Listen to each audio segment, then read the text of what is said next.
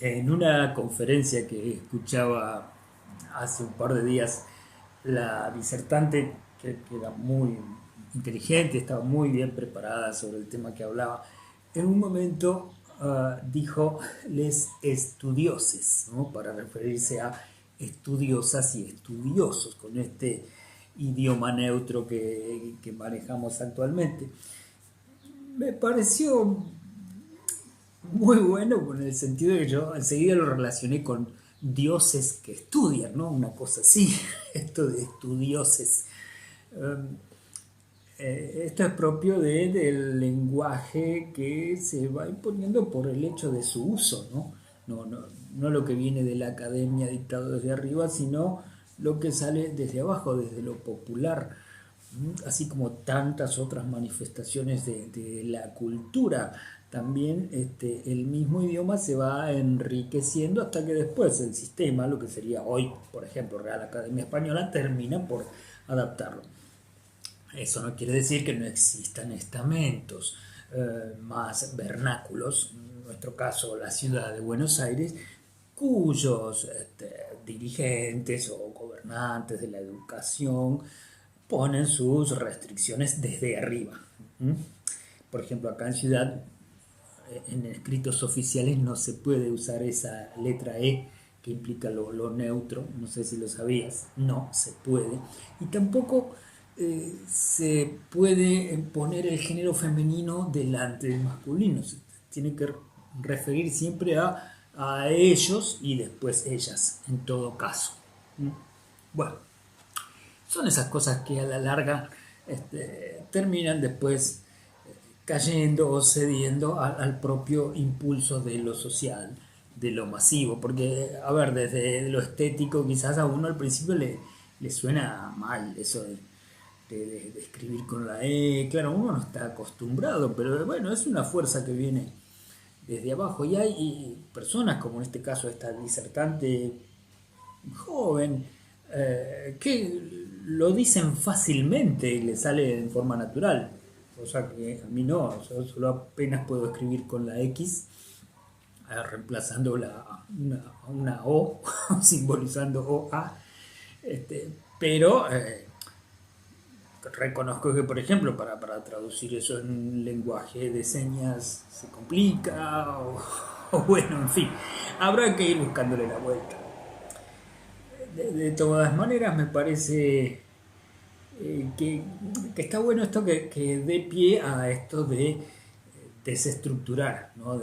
Porque yo lo que hice fue ahí tomar un fonema, ¿no? Y que esto que tenía que ver con lo que planteaba Ferdinand de Saussure en su momento, en principios del estructuralismo, ¿no? Donde a partir de él, incluso de Jacobson, que fue también otro importante referente del estructuralismo por todo lo que planteó desde sus teorías, tanto el tratado de la lingüística general de Saussure como después el ensayo de lingüística que hace Jacobson, en cuanto a no tomar al lenguaje desde una referencia histórica como se venía haciendo, sino ya desde algo justamente estructural, desde los semióticos, ¿sí? La semiología que después se afianza como semiótica.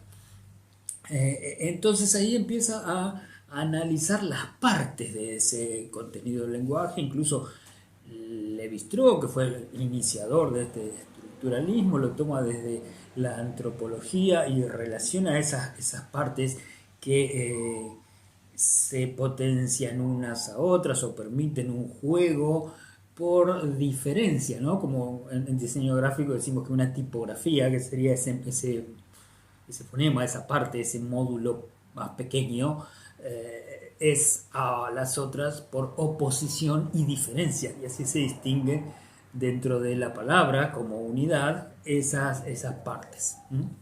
Digo, Levi-Strauss lo toma en cuanto a, bueno, estudiar cada uno de los componentes de una familia por diferencia, justamente. Después viene lo de lo prohibido, lo del incesto, en fin, empieza a analizar desde las estructuras y van descomponiendo, lo cual uno puede pensar en la deconstrucción y así seguir avanzando en esta idea de pensamiento. Ahora, yendo específicamente al diseño gráfico, claro, a ver, cuando yo aprendí con esos autores, que te digo, Jacobson, Saussure y otros, eh, los docentes nos daban esos textos así, sueltos.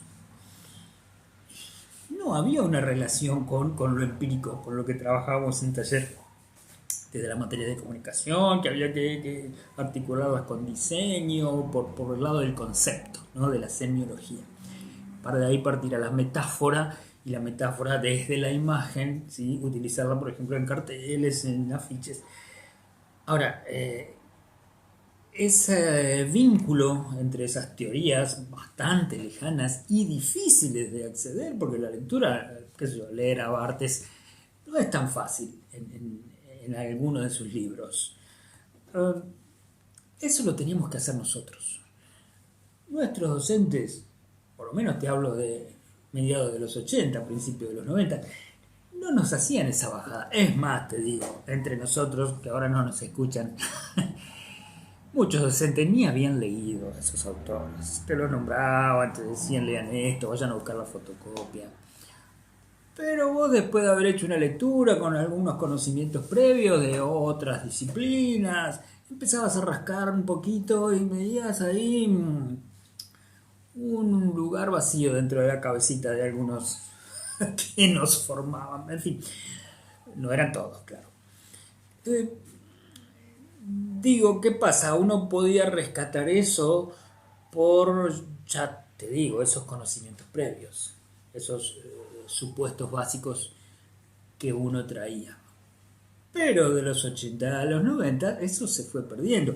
Y los alumnos que venían de la secundaria y venían cada vez con menos conceptos teóricos, generales, con menos posibilidad de poder hacer conjugar la teoría con la práctica, y llegamos al día de hoy donde la falta de esa teoría elemental, por decirte algo, eh, empieza a flaquear bastante, al punto de que se haya perdido en gran porcentaje la capacidad de simbolizar, la capacidad metafórica de cómo puedo leer un resultado, un todo, un conjunto, le hace producto de diseño y relacionarlo con teorías, por ejemplo, que me hagan pensar en su estructura, en la descomposición, en la desconstrucción. Y si eso lo llevo a un proyecto, es decir, que ni siquiera está el producto, el objeto como referente, sino que hay una idea o una demanda de un cliente, es decir, una abstracción, nada en concreto todavía, sino que encima soy yo como diseñador responsable de tener que generar eso.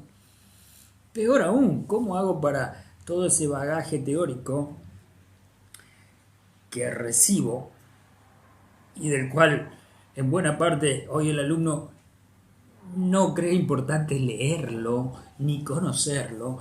Entonces, ¿cómo hacer ante esa situación para que después se lo pueda traducir en un producto que encima tiene que crear? Esa es la realidad actual. Pero vos fíjate, por ejemplo, esas teorías estructuralistas, que hoy yo sé que aún hoy docentes de comunicación en varias escuelas y universidades lo siguen enseñando de aquella manera, y ya pasó medio siglo, no se toman el trabajo ni tienen la inteligencia y la predisposición como para poder deconstruir nuevamente eso desde nuestro presente. Y cuando digo desde nuestro presente, desde la realidad áulica, desde la capacidad y los potenciales que tienen hoy los alumnos, se hace muy complicado sacarle provecho a esas teorías. Esto quiere decir ni más ni menos que los docentes deben estar permanentemente capacitándose o preguntándose cómo hacer las cosas mejor. Eh, Esto debiera constituir una militancia realmente de, de la docencia, de la didáctica, de lo pedagógico, para poder hacer virtuosa esa relación docente-alumno, esa interactividad, esa interactuación, y que más que nada se pueda traducir en hechos concretos, en el caso del diseño, en piezas de diseño mejores por estar acordes a nuestro presente y que además de ser bellas, económicas, sean funcionales y eficaces.